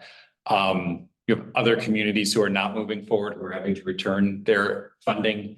You have the Northern Borders and Regional Commission grant, which you have been invited to submit the full application. And you also have the congressionally directed spending request, and a senator who specifically asked for projects that have a flood resiliency element. So have more confidence that you will have more money coming for this project than I usually do. And at least more confidence to say for your bond, at least using the 20% rather than the 30%. I think it's a question for the committee to discuss if you want to further assume additional funding. And that was a question of, are you comfortable explaining that additional cost to the voters and additional funding doesn't come through? That's a question we can't answer for you, but I think there's enough confidence in both the bid environment getting more predictable and the other opportunities out there, in my mind, to use a 20% contingency for purpose of bonding. I don't know if Emily's going to agree with that. I'll give her a chance to disagree, but those two things make this number look a lot more affordable to the community to me. Yeah, I have an opinion on the 30% versus 20% contingency. Maybe Peter, you can address this, but can we not estimate well enough so that we really have to do a 30% contingency? What does that say about the estimating process? And what does it say about inflation? Inflation goes plus and minus. You know, I don't know, is it really? Yes. It it's also really that- depends on the contractor too, because Yeah. when we had our other bids, we had really low bids and really high. It all depends on what the contractor's cost of doing it is, then who actually bids on it, because. So it's impossible to, is it possible to estimate this in a way that 20% is a reasonable figure? The bump from 20% to 30% reflects the variability over the last 5 years in bid pricing and the cost increases associated with inflation that are somewhat unpredictable. So you're looking at costs now, and you're saying, okay, over 5 years, they've been increasing at 30%. We don't have any idea what they're gonna increase, although from the history, you're projecting the similar kind of increase. Is that what you're saying? There's a whole bunch of things that go into the Yeah. contingency. The other piece of it is that we haven't finished the design and might have other pieces and components that we haven't thought of that pop up. Yeah. We haven't finished the permitting, that might drive some of that. Up or down, right?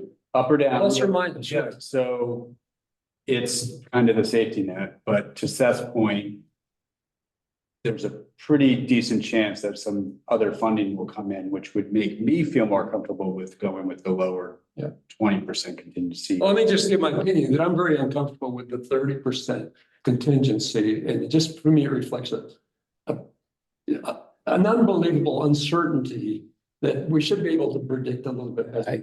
Yeah. I can speak to that a little bit. What has happened over COVID, supply chain, labor, like that all compounded. And what was happening for projects that were coming in to bid, as similar as we could get to for water, wastewater, stormwater projects, construction bids were coming in 50 to 100% over the engineer's estimate. I believe that. And so a 30% contingency became the recommendation over the last couple of years, just because it was literally so volatile and so unpredictable that you thought you did everything right. You had your final design, you had your permits, you were going for bid. And you had half of what you needed to construct the project. Can I provide a specific example because it shows what this volatility has been like when with the Smuggler's Notch project, it was not a wastewater project, it was a road project, but a lot of the materials are the same. The first time we bid it out, the bids came out in like 50% over or more, the engineer's estimate. That was in November. We redesigned downscale. In January, the bids actually came in like 10%. But the bid we awarded was actually, I think, about 5% below the engineer's estimate. So in just that 6-month period, just because of gas prices and material prices and stone prices, you had a complete swing. And we had a fairly stable bid environment for 10 years where you could do estimating, and then it's been Crazy. it's been Literally. We're estimating for 2 years out. Yeah. Or whatever that's worth. What you don't want to have happen, and Linda's made this point before, you don't want to be like, have your big yellow equipment ready to go and then realize you need $50,000 more because concrete. I'm just saying, estimating for 2 years out is very different than estimating for 2 years back. Yes. In terms of the supply chains and everything else. Yes. Like Heinsberg with their wastewater, Oh, geez. having to go and get another whole bond after because it was $5 million. Yeah. Their estimate was $5 million low than their actual Yeah. bids came in, and they had to go do a whole new bond for it.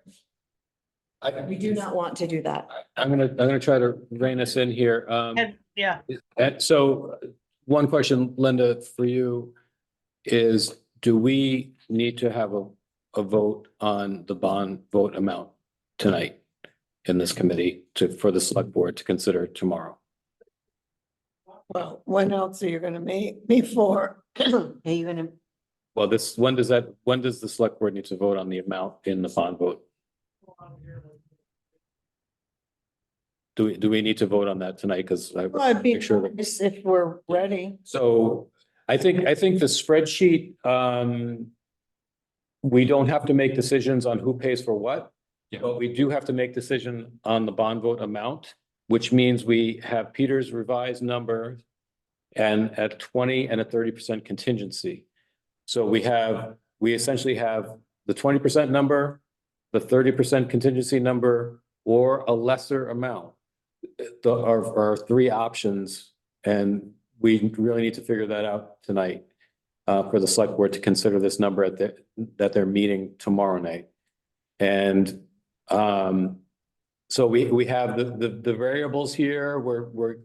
Seth is very confident in the grants that we're going to secure, but likely after the bond vote. We have Peter and Amy thinking confident that, well, justifying the 30% number, but Peter saying that he would be okay with 20%, knowing that additional grant money is coming in, feeling confident about that. So I have one other factor we throw out. Yeah. We do projects all over the state, and we have found that there are a reasonable number of qualified contractors in the Northeast Kingdom that tend to be a little bit more affordable than other places in the state. And our costing isn't entirely based on V-Trans rates, but it is to a certain extent. And those rates tend to be higher. So we're not Chittenden County and we're not Stowe even, where those rates go up.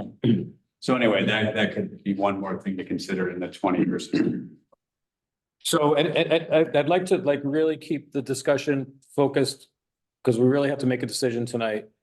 We have the two numbers that Peter gave us, the 4.4 million, that's the 20% contingency, the 4.7 million, that's the 30% contingency, less the 3.3 million would be our bond vote amount, or a lesser number. So I just want to have a real quick, maybe a quick, round robin discussion on that.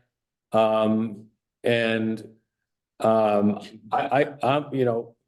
Oh, I'm just saying for the discussion, can Stone and LCPC confer while you guys talk to just make sure we have, I think it would be helpful. Bond vote number. Raise 20%. Yes, But it's 30%. Yes. Yeah. But while those folks are doing that, I'd like to hear from anybody. This is an important decision, and I want to, if anybody has thoughts on that. So remember, we have to get this over the finish line, but we should be confident that we have enough money to do this. We're balancing those two things. So, I'll speak if you want, Jim. I mean, as I spoke pretty clearly at the last meeting about, like, we need to ask for the biggest amount of money that we can. But then as I listened to the other people talk here tonight about other funding and this and that and the other, I want to just be really careful for our taxpayers. Because, I mean, I live here up on the Gold Coast of Wolcott. I mean, I know what I pay for taxes, and so I think we need to be very, very careful about this. And I think that's what you were saying, like when you said Trisha's not going to like this. But I do think that maybe we could drop that number down a little bit. And I think if we drop the number down a little bit, I think the state and feds would understand, like, we need this to happen, but we also need some of your funding to make sure this happens. Wolcott's a little village in the state of Vermont. So I don't know. It's my thoughts right now. So Tricia, if I can recap what you say, I think you're saying the 20% number? I would say the 20% number. Okay. And I think that's a saleable figure. And, well, we haven't voted yet, but so, and I want to pick on Alan, and Bruce and Linda, because we're the voting members here, and also get input from anybody else. Alan, you have any thoughts?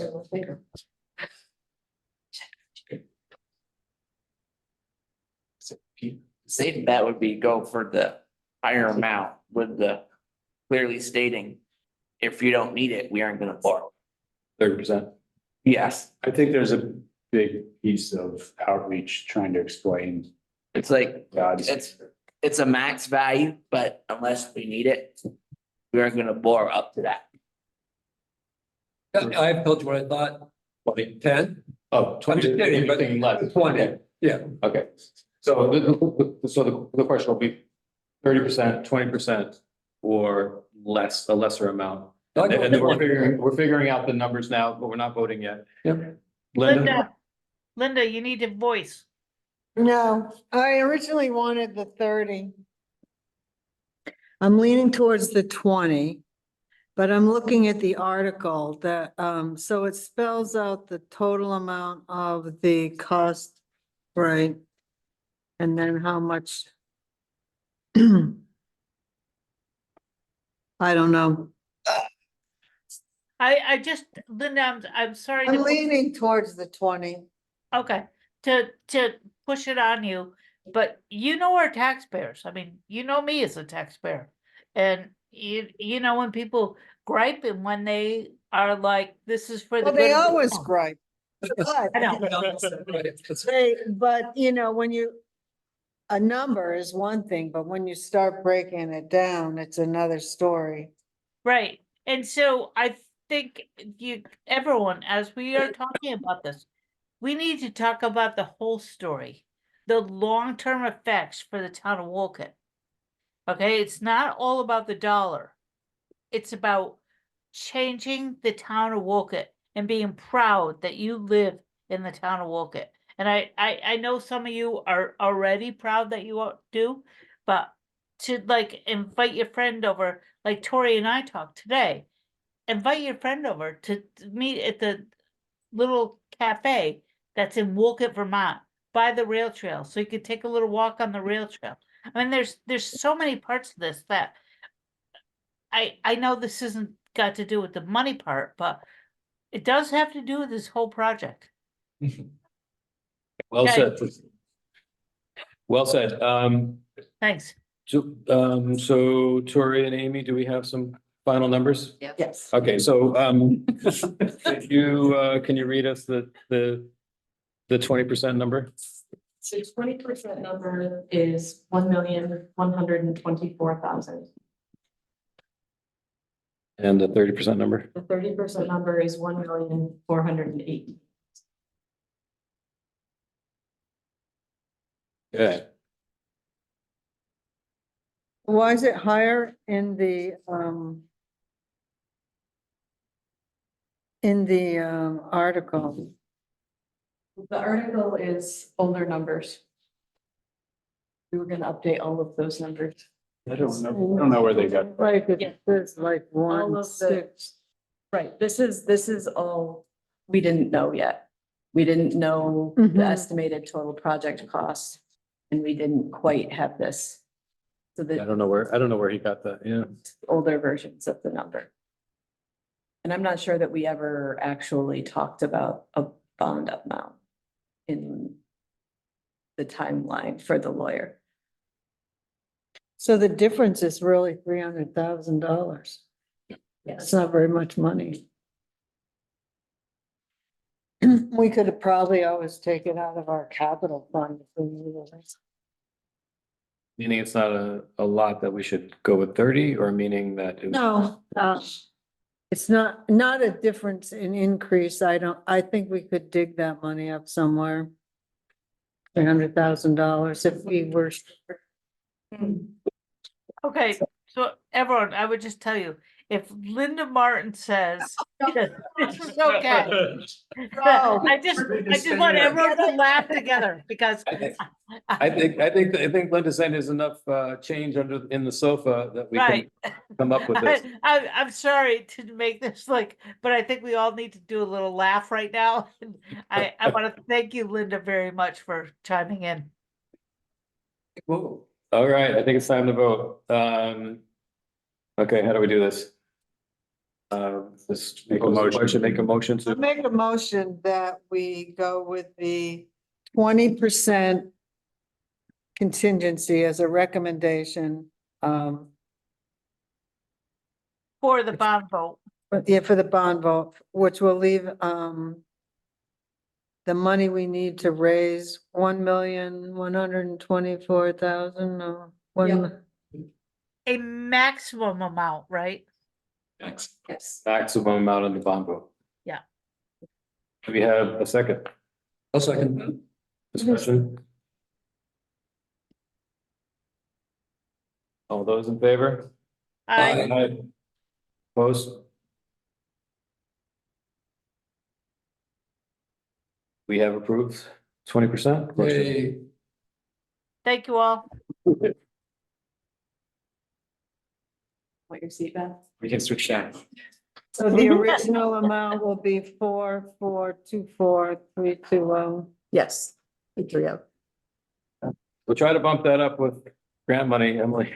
I think that's I still will- a huge part of. And work. I was gonna say, I'll do what I can. I will, we really support Wolcott's project all the way up the chain.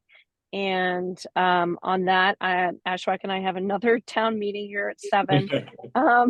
Yes. This is the third one tonight. Everybody wanted to Oh. meet tonight, I guess.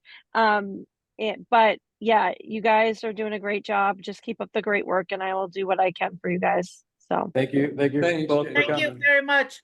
Emily, You thank guys you. are- Ashwak. Thank you. Bye. While we're voting and now we have a quorum, Good luck with the next meeting. we just need to take a step back and we do have to approve the minutes from last meeting. Yeah. Okay, do we have a motion to? The only problem I had with the minutes that I looked on before I came in, I'm sorry I came late, was the 30% talk in there. It just seemed like we'd already decided in the minutes that we might. No, we hadn't decided, we were just. No, I know we hadn't, but I just was reflecting on, gosh, are we really going to do 30% or not? Well, originally I was in favor of that because of Alan's, bringing that story from Heinsberg, and I was terrified that we would run out of money, but the difference isn't all that much, that somehow we could scrape it up. I think 300,000 isn't a lot of money, is it? But in the discussion last time, I thought it came in late. Brennan. Decided. You're right. And hearing Emily's and Seth's Yeah. confidence in these grants, I think too, that we can go back up to 30% when if we get all the grant money. Motion to approve the April 2nd, 2024 wastewater minutes. Do we need to make any changes based on what Bruce said? Second, No, Second, just a second. Okay, the minutes. when you have a discussion, Um, that's when you have the discussion. sessions. I go, All right,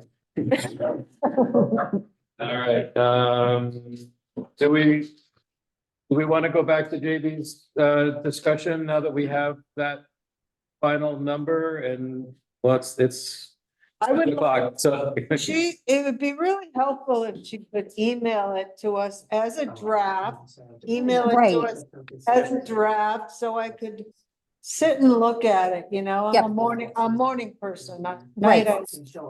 And I need to again let you know that having just entered the new numbers, it's not ready to email today or tomorrow, but I will get it to you promptly.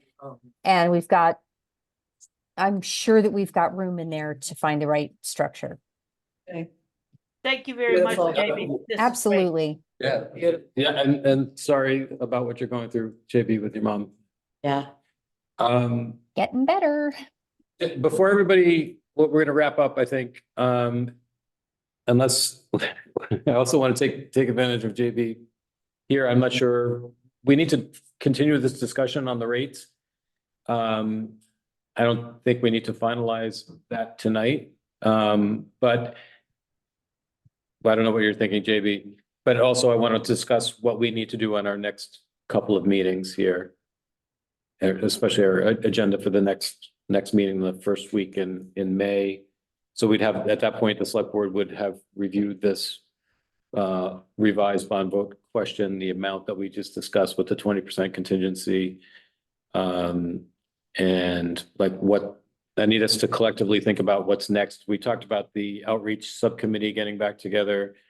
And just also, we talked about the presentation, what we need to do at the school board meeting.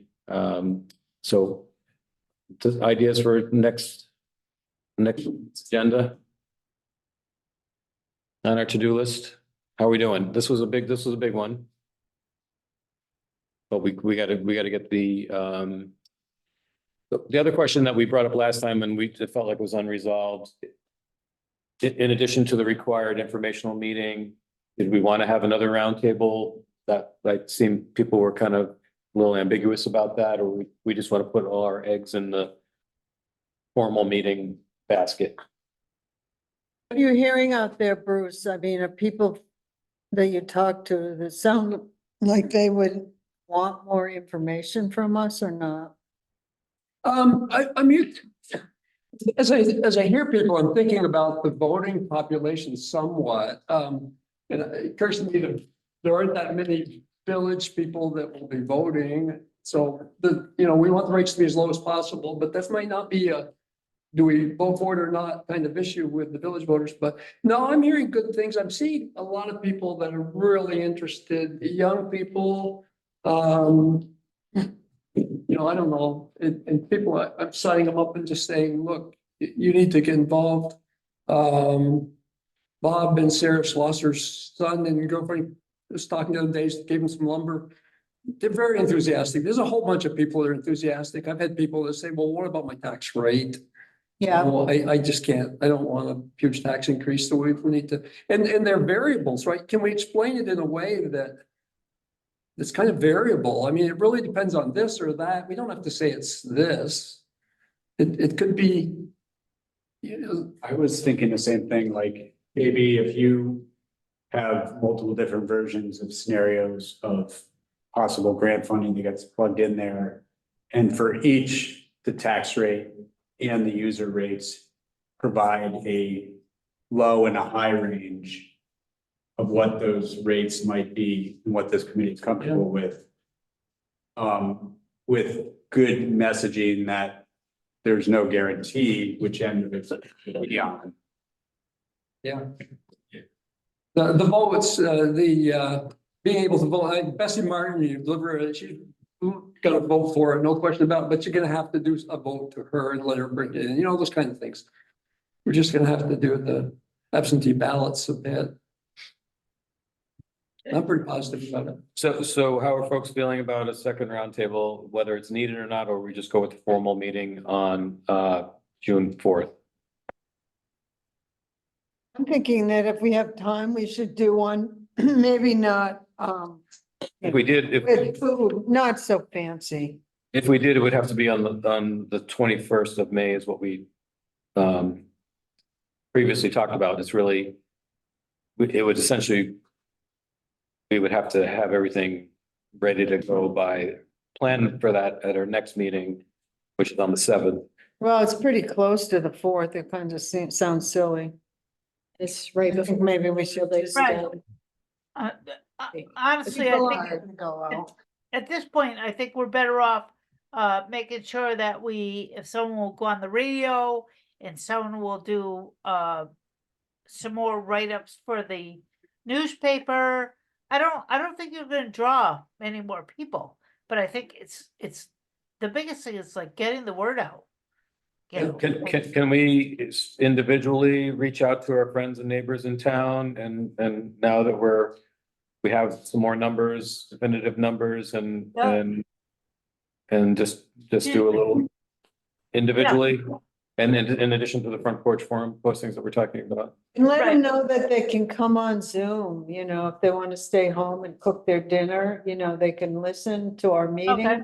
Yep, thank you, when Linda. they- And I'll put that in big letters, like that, if they want to join this meeting and hear about what we're doing, that Zoom will.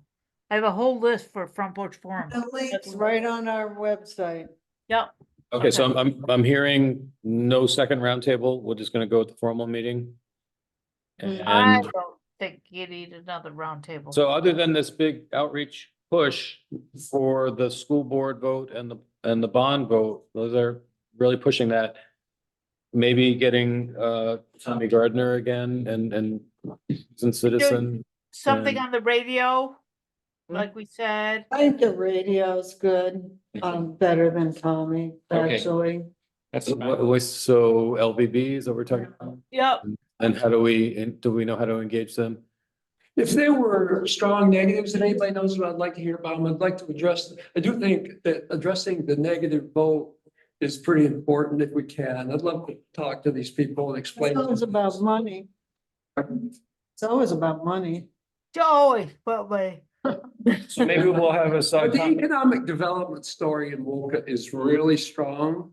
And this is like not in this meeting, it needs to be shared, but my plans for the summer are, I just bought a 10-foot by 26-foot trailer for a tiny house.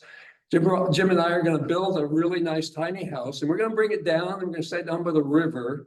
I'll put the septic tank back in down there. So we're gonna have a really beautiful tiny house sitting down there for some reason, on that piece of land until we get this wastewater system. And, you know, it just feels right to be pointing out that Wolcott has a future. I'm gonna be grading that off in the very near future. And I'm just looking at all that, the land, the buyouts, everything else just paints a really good picture of a future Wolcott that's economically vibrant. And it's all. That's awesome, Bruce. Side questions, and I'm directed at Peter because at the round table, we actually had someone on Flatiron that said, can we hook up to your system? And he's outside the area and it's about 500 feet. Yeah. We lost a half dozen houses because of flood buyouts. Could we add someone that wants to be added? And I think yes, only because they're in the, They're in the buffer. The buffer. They're in the quarter-mile buffer. that would be great. We made up one there. Yeah. And then if we reached out to the Nazarene Church and said, hey, if this vote passes, are you gonna build your housing units? Then we might gain that back too. So all these would help reduce the costs. a letter, didn't they, the Nazarene for Sierra? I did, I have their contact. Okay, would we have to At home. charge them a little bit extra to hook up, or would that be covered In in? the service area, Okay, well, yeah, I mean, it might increase the depending on what total they. project costs Yeah. because it's gonna be a more difficult connection than others. So I guess that's something Because, we would need to look at. Nazarene Church or the? no, the Flatiron. Oh, yeah, because why, there's no collection system on Flatiron Road currently. So we would need to extend the force main to that property, which is not something that's in the project cost right now. So I don't know if that would complicate things as far as our service area map, but they're in the buffer though. Okay, so we're good. They're in the area that can be served by a project built with state. It's great to add it, somebody that wants to be added. Yeah, there's a few votes there. Anyway, yeah, few votes there. Yeah, well, ask him to come to the meeting. Okay, JB, would you be able to join us in May to continue the spreadsheet discussion? Yes, I'm pretty sure I have that one. We have the 7th is our next one, Let me May just 7th. Absolutely sure. What are we running into? So I can do 5 to 6. I'm gonna have to jump off at 6 so we can start with this. Yeah, And you know, Linda, if you and I want to just talk by phone in advance of that, that might not be a bad idea. I'm not gonna I think say this is that our next important piece. okay. We discussed the ordinance, we got numbers finalized, we got Yes. the bond vote. The ordinance is just like, the ordinance is so straightforward. It's the, you know, the rate setting that will need the love. Right, I think we should adjourn. Thank you, everyone. So move, thank you. Thanks, everybody. Strong work. All right, thank you. Thank you. Is it-